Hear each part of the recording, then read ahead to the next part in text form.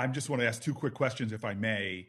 The first is to Ms. Brink. I'm really grateful that you're before us, and I know that the Port of Odessa was already brought up and some of the issues going on there.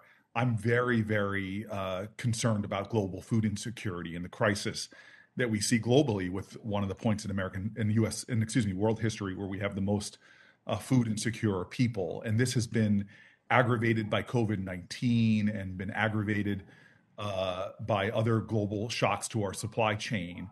And I know that from Yemen to the Afghanistan to the Horn of Africa, we have a lot of challenges. Now, I'm hopeful with the current negotiations, it looks like we might be able to get about $5 billion from the United States into the World Food Program or other efforts to meet some of this crisis. But I just want to ask you, from your own opinion, given what's going on in Ukraine and the shocks to their ability to provide food as they do for many places around the world, especially those that are facing food insecurity, I just think that it's really important more than ever for the United States to be stepping up to this crisis. And I'm wondering if you're concerned that this global food crisis, similar to food crises in the past, could, if we don't address it, could lead to social unrest, lots of conflict, potentially stressing governments, creating more mass migration, only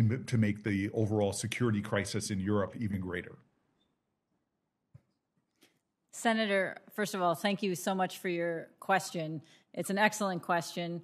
I have to say I'm married to a Foreign Service officer with USAID, so I am by interest, but by marriage and long discussion, very interested in all of the humanitarian aspects of this particular conflict. I think what you say is exactly right. I think it shows why this is a global conflict, why this is one that is in the interests of the United States to do everything we can to help Ukraine defend itself and then to rebuild. And I can tell you, with regard to the food insecurity issue, it is one of the big issues that I will be looking at and doing everything I can to assist with. I know we have a new envoy in the State Department who is also seized with this, and we will be working and are working together with the UN, with USAID, with other organizations to do everything we can to alleviate some of the second-order consequences of Russia's war of choice. Thank you very much. And then my last question, the Lascaris, it's going back to Africa and some of the challenges there, one of which has just been the remarkable level of coups that we're seeing in Africa. Since 2020 in Mali, there have been 6 attempted military coups, as I'm sure you're aware of, 5 of which have been successful, with the latest in, we've seen a coup in Burkina Faso this past January. And it's frustrating. I was in Burkina Faso myself with a few years back, but seeing these military coups spreading around the region is really challenging. And so we know that the folks are calling this an epidemic of coups. But on top of this, we have a lot of democratic backsliding in general in Africa, beyond the even coups itself. We've seen this backsliding in Uganda and in Ethiopia. And so I appreciate the important security role that Chad plays in the region and the moves by the TMC to open the political space. But at the same time, it's important to ensure the full transition to civilian-led democratic system. This is not just essential in terms of sending a message to any other regimes about our continued support for democracy and our concerns about democratic backsliding, but it's also critical, I think, for sustainable long-term stability in that region. What's the State Department doing, and could be doing more so, to encourage and assist Chad with such a transition?